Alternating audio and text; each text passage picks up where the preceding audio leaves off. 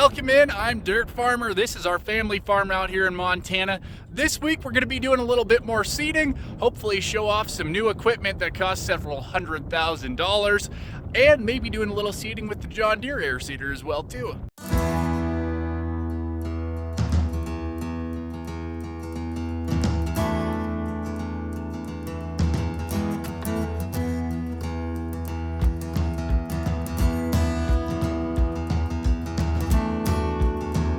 We're starting off doing our morning checks, and it's good we did because I already did find one plugged up run. And if you guys want an overview on how all this stuff works, you can check out last week's video. I do go pretty in depth on how some of the things with the Airseeder work. We also go through a bunch of the controls inside the cab of the tractor as well too. This is why we check things. So I already cleaned out some of it, but there's still no air coming through this, so I don't feel any air. So how we fix this is we just take a little piece of wire, we come in here, try to get under the hole. It's kind of hard to do with just one hand type of thing. We'll just kind of clean that out. And if we can't clean it out with just the wire, we might be pretty plugged up here. You can see there's a lot of stuff in here. And this thing probably got plugged up in a little bit of the mud in some of those ditches on that last field. There we go, we can see the air starting to push it all out.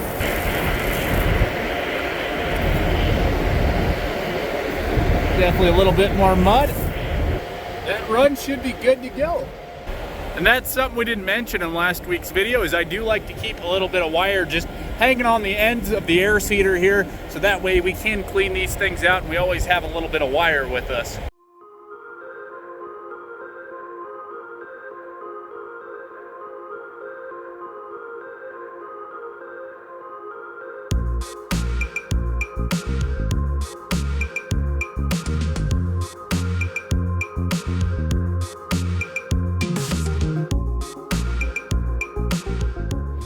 Seeding away on the 320 acre field, but we got a little company. So one of our neighbors is actually seeding right next to us, right across the road there, and they're running a Case Airseeder and a Cat Challenger pulling it. The Challenger tractors are pretty popular around here, so out of like the 8 families that kind of farm around us, I think at least 5 or 6 of those own at least one Cat Challenger tractor.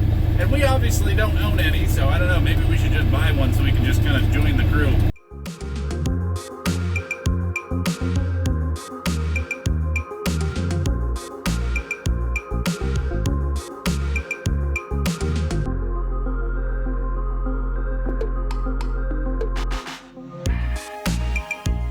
So our clutch here keeps having some issues and shutting itself off, so I think we might have some type of electrical issue, so we're gonna go crawl underneath the tank and go clean up a bunch of stuff. Underneath the air cart here, we're kind of on the back here, where it drives off the wheel. That's actually how these things meter, is it's ground driven. So you can see there's a chain, and we got a little pulley system and all kinds of chains and whatnot. And that's actually how this thing runs the meters. We're gonna clean up a bunch of the electrical connections. So some of these are hanging outside and sitting in the snow and stuff. So some of these solenoids might be a little bit dirty. We'll just kind of take the file on the Leatherman and clean everything up in case there's a little bit of rust and corrosion and things aren't making connection.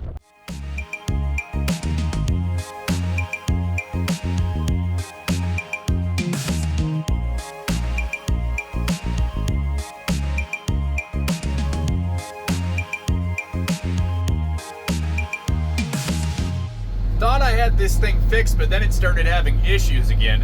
So I started looking in the book here, and then while I was sitting here reading the book, I actually had this switch turned on, except there was no lights on here. And then all of a sudden, randomly, the lights turned on, and we did finally get an error code, and it was an error 78, which means our clutch is starting to fail. So that's our issue now. I am still reading the book though, because now we're trying to figure out how to lock our clutch into manual mode. That way it's always on. We are going to waste a little bit of seed turning around on the ends, but other than that, at least we'll still be able to go seeding until we can get a new clutch for this thing.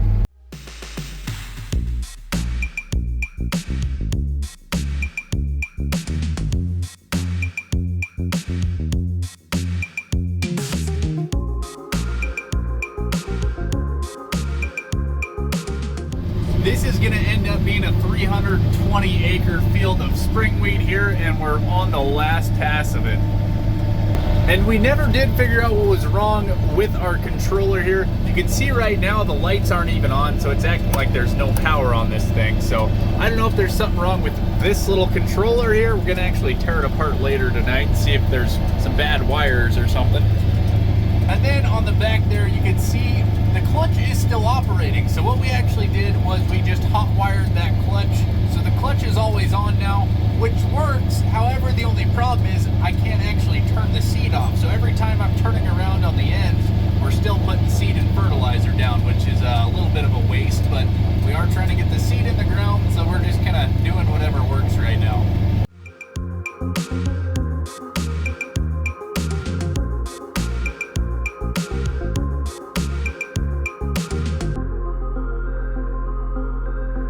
Tuesday morning, we're on the last field for this Airseeder, which is good because this thing has been having some serious problems. Sometime after seeding, we are going to have to kind of fix this up a little bit better type of thing.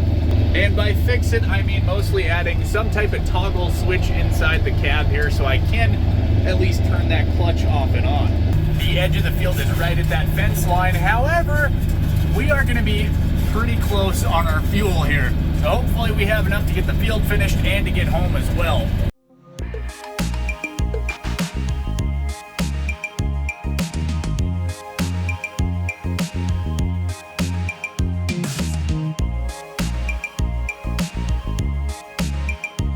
The Flexicoil had a few issues yesterday and today, but overall it did pretty good. We got just over 1,000 acres of spring wheat in with it, so I think it's time to take this thing in, retire it a little bit, and let's go get the John Deere ready to go. Thankfully, we're pretty close to the house because I think we are going to be running on fumes by the time we make it to the yard. Well, we made it to the yard. Now we just got to get a little fuel back in this pig. Getting the tractor fueled up, but even though we're in the yard, we're not really slowing down much. I'm actually eating dinner right now as well, and we're actually going to go over and check some of the fence for the steers because the little ones keep getting into the pen with the big ones. And actually, I might show off our new $300,000 machine too. Not going to be able to show off that new equipment we got tonight because our steers are still not playing nicely. So there's supposed to be 2 big ones in this little pasture here. However, there's 4 of them out there. And we have a slightly broken fence here. And we might have a broken fence over there too because these steers are not playing nice. It's Wednesday morning and we're actually getting the semi ready to hit the road because we're gonna go get more seed. And this seed's kind of special because it's for irrigated ground. So we'll be going to a different seed plant than the one we went to on Saturday. Before we even leave the yard though, we had to add that power steering fluid, a little oil. Check the tires. We do always have a couple tires that slowly leak off, so I know there's a few that definitely need air, and it needs a little fuel as well too. Waiting to get some more seed, but man, what a beautiful place down here. Always love coming down here and getting seed just because the views are gorgeous, and it's beautiful out here again today too. Well, we should be pretty close to getting this thing filled, then we just gotta get flipped around out here and hit the scale and head home. And here we go. Time to go see if the big green and yellow machine will get some seed in the ground next.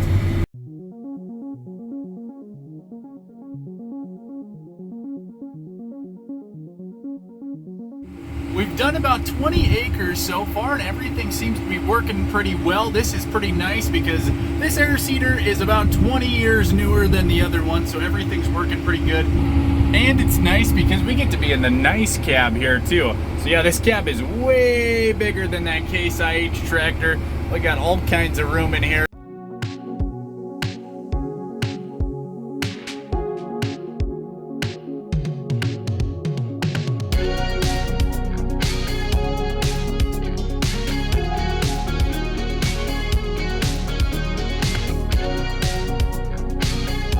Supposed to get the last of the fertilizer this morning, which means we're gonna have to get this thing set back up in that bin. Got the auger set up, now it's time to head out to the field and get a little seeding done. And the Airseeder is just about full, but we are gonna have to wait for that fertilizer if they don't get it delivered here relatively soon. With the fertilizer I actually have on the Airseeder right now, I should be able to do about 140 acres.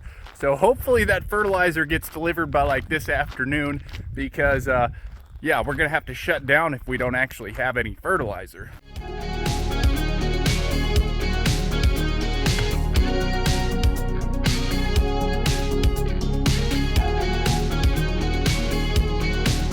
Rolling along pretty good this morning. However, you guys can probably see it, we got a couple raindrops hitting the Airseeder here, so we'll see if we're gonna end up getting rained out here today or not. When it starts raining, we really have to keep an eye on those gauge wheels, because if they start getting muddy, then it's gonna really start affecting the depth on this thing, and it's gonna actually make it more shallow if we have mud building up on those.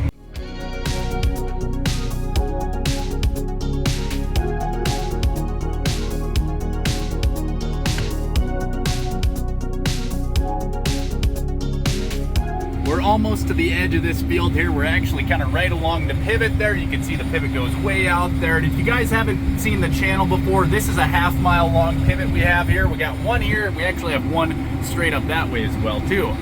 But once we get to the edge of this field, we're not actually going to be done, because we are going to have to seed this field one more time. So right now we're seeding about 85 to 90 pounds per acre on this field.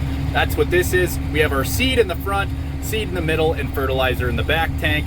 So you can see running about 85 to 90. We're shooting for about 90, but we want to have this field actually seeded at about 180 pounds per acre.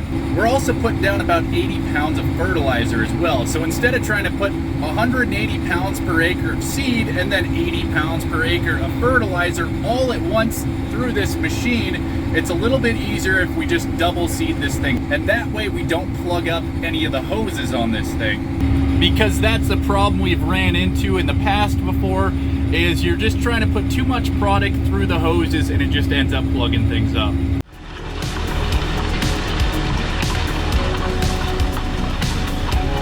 I think these seagulls are trying to eat all my seed. Get out of here, birds.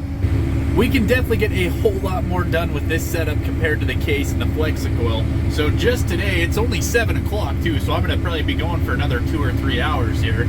And we've already done 260 acres. So my first load of the day was a little bit short because I didn't have enough fertilizer, so I was only able to get 120 acres.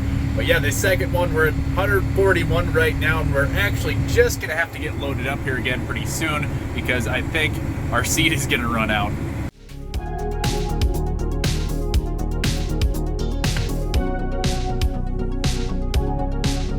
Another nice sunset, and kind of a super obvious fact here, but I don't think we're going to be seeding this field out here this year. It's going to be a little damp, I'd say.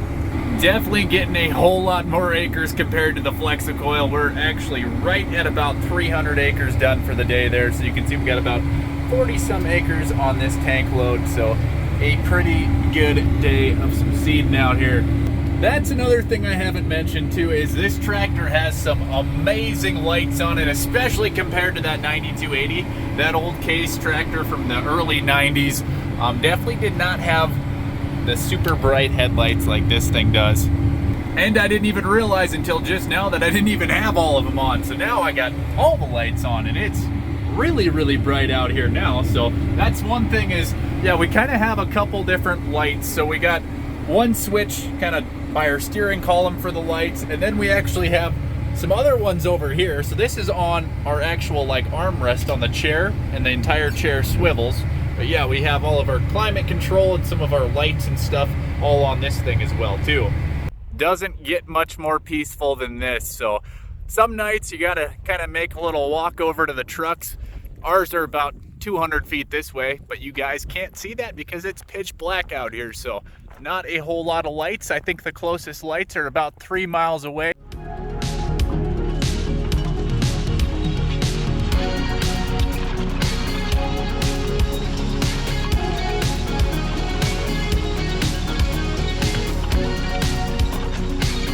A beautiful Friday morning, get a little seeding done, and we should actually wrap up the spring wheat and hopefully get moved on to peas here today. And my uncle's actually over there. He's moving a pivot right now, and he's got the 9280 case tractor, and he's actually working some ground over on the other side of the pivot now. We were pretty close to getting the field done. You can see the road is literally right there. There's the trucks and the pickup. but we ran out of seed, so we're gonna have to go steal a little bit off of the old Flexicoil. That'll be the next thing that's gonna be a little interesting too, is because the seed that's actually on the Flexicoil is Longmire seed, which is kind of for dry land stuff, and this 9668 variety is kind of made for irrigated. So they're actually different varieties of wheat, so it'll be kind of interesting to see how the Longmire does on the pivot ground here. We kind of have everything set up here ready to go, and like I was saying, we are going to be stealing some seed out of the Flexicoil here. And we have this thing loaded up and ready to go, so that way if we have to do any reseeding, we can just hook this thing up and head out. Underneath the air card here, and how we actually empty these tanks is there's a little tiny kind of nut type thing that we got to turn. However, these ones haven't been used in a while, so I don't think they're going to come off very nicely. And finally out comes a little bit of some weight. And I don't think that thing had been opened in about 10 years, so it was extremely rusted. You can see I got a bunch of tools, WD-40 and stuff there, because I think I spent about 45 minutes just hammering on that thing trying to get all the rust broken up. If you guys are wondering what my uncle's been up to while I've been out seeding, he's actually been doing a ton of spraying. And one of these days when I'm actually running it, we'll go into a little bit deeper dive on how this thing works. Just some quick facts on this thing. It has 120-foot booms and a 1,250-gallon tank on it.